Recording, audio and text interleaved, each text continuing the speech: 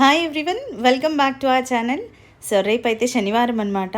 నేనైతే శనివారాల వ్రతం అంటే 7 శనివారాల వ్రతము వెంకటేశ్వర స్వామిది అయితే చేసుకోవాలని అనుకుంటున్నాను.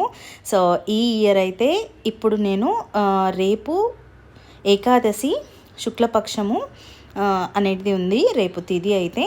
సో దానికోసమని బుక్ అయితే 7 శనివారాల వ్రతం బుక్ అయితే తెచ్చుకుంటున్నాను. మనకి ఈ శనివారాల బుక్ ఒకటి కొనుక్కుంటే దీంట్లోనే కథలు, పూజకు సంబంధించిన విషయాలు అన్నీ ఉంటాయన్నమాట క్లుప్తంగా. సో ఇలాంటి ఒక బుక్ అయితే కొనుక్కుంటే సరిపోతుంది.